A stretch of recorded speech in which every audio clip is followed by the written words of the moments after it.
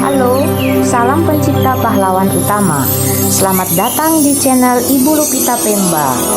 Jangan lupa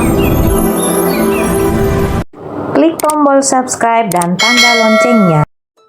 Halo, salam jumpa kembali dalam video pembelajaran biologi bersama Ibu Lupita Pemba dari SMAK Suradikara ND.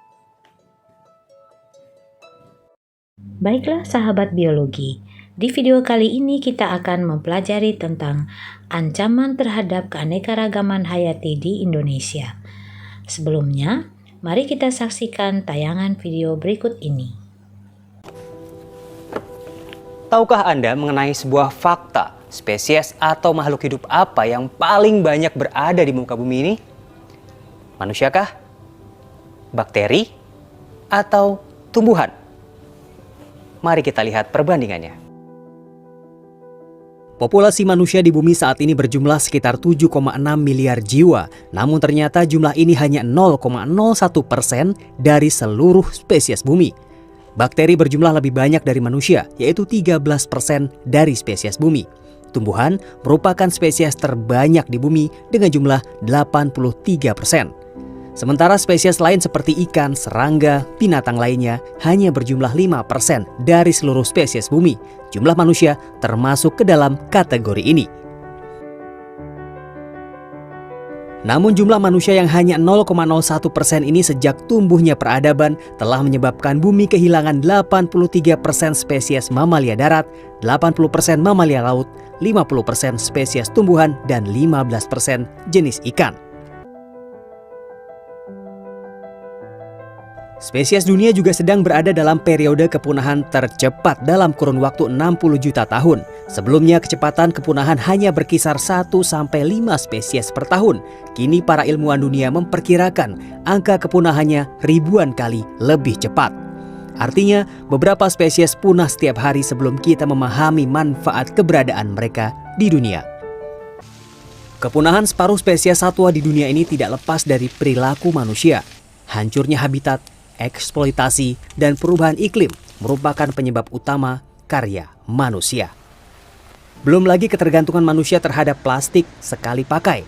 Terbukti berhasil mengancam spesies darat, bahkan telah membunuh spesies laut. Manusia telah membuat bumi kehilangan ribuan bahkan jutaan spesiesnya. Jumlah manusia memang hanya 0,01% di bumi ini, tapi kita mendominasi bahkan cenderung tidak peduli. Bumi sejatinya adalah gambaran nirwana. Inilah miniatur surga, tempat semua makhluk hidup ditakdirkan dan dirancang hidup bersama. Mari kita kembali menjadi manusia dengan peduli dan melindungi satu-satunya rumah kita, bumi. Yogi Tujuliarto, Andika Marianto, Jakarta. Baiklah sahabat biologi, dari tayangan video tadi dapat kita pelajari bahwa penyebab utama dari ancaman terhadap keanekaragaman hayati adalah peningkatan populasi manusia di muka bumi ini. Semakin tinggi populasi manusia, maka semakin tinggi pula tingkat penggunaan sumber daya alam yang tersedia. Jika penggunaan tersebut dilakukan secara terus-menerus dan tidak bijaksana, maka pada akhirnya akan berpotensi terhadap kepunahan dari organisme tertentu.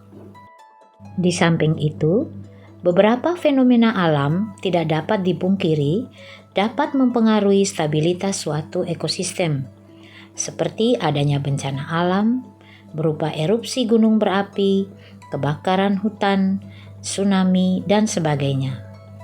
Secara alami, komponen-komponen penyusun ekosistem akan selalu berusaha menuju ke kesetimbangan. Ekosistem yang rusak dapat melakukan suksesi untuk menuju kesetimbangan lagi. Namun, terlepas dari hal tersebut, faktor utama yang dapat mengganggu kesetimbangan tersebut adalah aktivitas manusia.